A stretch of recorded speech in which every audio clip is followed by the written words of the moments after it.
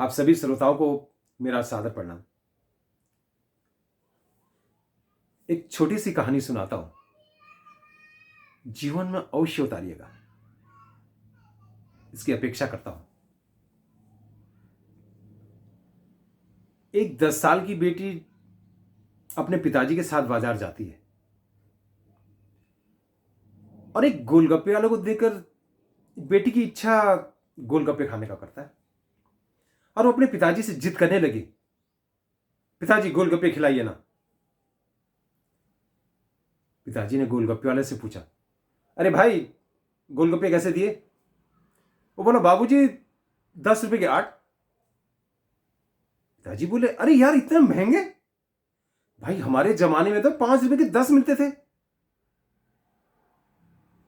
ये सुनकर बेटी नाराज हो गई और पिताजी से कहने लगी, पिताजी नहीं खिलाने तो चलिए ना यहां से। ये सुनकर इतने में गोलगप्पे वाला बोला, बाबूजी खिला दीजिए ना, आज बेटी आपके पास है तो आपसे जिद कर रही है, कल को ये अपने ससुराल चली जाएगी तो क्या पता वहां ये जिद कर पाएगी या नहीं, कैसे लोग होंगे, कैसा ससुराल मिलेगा। ये सुनकर पिताजी को अपनी बड़ी बेटी की याद आ गई, जिसका विवाह 2 वर्ष पूर्व ही हुआ था।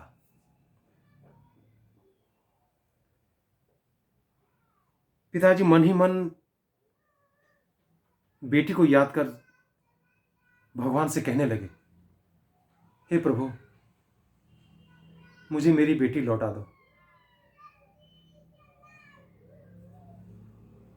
मैं उसकी सारी वो अधूरी इच्छाएं पूरी करना चाहता हूं जो बचपन में मांगा करती थी, जो बचपन में जिद किया करती थी। और पिताजी की आंखों में आंसू छलक जाते हैं। पिताजी अपने आंसू को पोंछते हुए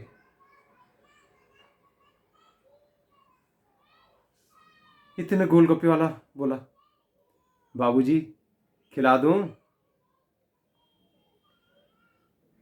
पिताजी उसकी आवाज सुनकर अपने उस स्मरण से बाहर निकलते हैं जो अपनी बड़ी बेटी को याद कर रहे थे और उससे कहते हैं, भाई मैं अभी आया। भागकर सामने की दुकान में जाते हैं जहां से उन्होंने घर की जरूरत के सामान खरीदा हुआ था। उसमें से 5 किलो चीनी निकालते हैं और दुकान वाले से कहते हैं, भाई साहब इसमें से 1 किलो चीनी वापस ले लीजिए। और अपनी परेशानियां बताकर दुकान वाला समझ जाता है और 1 किलो चीनी के पैसे उसे वापस कर देते हैं। इतने में पिताजी बड़े खुश होकर गोलगप्पे वाले के पास आते हैं और प्रसन्न होकर कहते हैं, भाई खिला दो, भरपेट गोलगप्पे खिला दो मेरी बेटी को,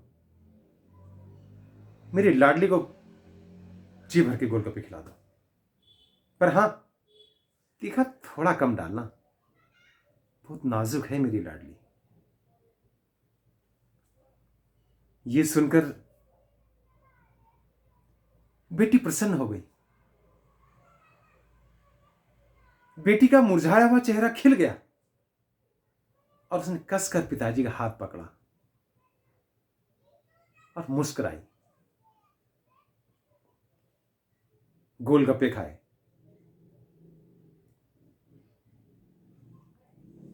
और घर वापस। बस आप लोगों से यही आग्रह करना चाहता हूं, यही विनती करता हूं कि जब आप बहू घर लेकर आते हैं तो ये ना सोचें कि आप बहू लेकर आ रहे हैं। ये विचार मन में उत्पन्न करें, ये विचार मन में लाएं, इस विचार से उस बेटी को घर लाएं कि हम अपनी एक बेटी को घर लेकर आ रहे हैं। उसे वही बेटी का वो प्यार, वो अपनापन, वो सम्मान दें जो उसे अपने घर में मिलता है, अपने माता पिता के घर में मिलता है। और वो बेटी कितना प्रसन्न रहेगी, उसकी आत्मा प्रसन्न होकर आपको वो दुआएं देंगी जो शायद आपको करोड़ों अरबों रुपए देने पर भी नहीं मिल पाएगा, जो खरीदने से नहीं मिलता। ये सिर्फ किसी के मन को प्रसन्न करने से ही मिल पाता है। कई परिवारों में सास ननद भी कुछ ऐसे होते हैं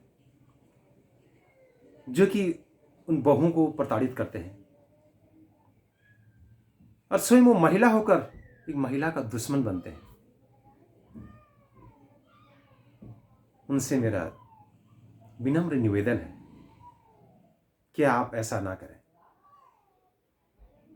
आप भी महिला हैं, उस महिला का दुख दर्द को समझें, उसे सम्मान दें, अपनापन दें। बहुत बहुत धन्यवाद।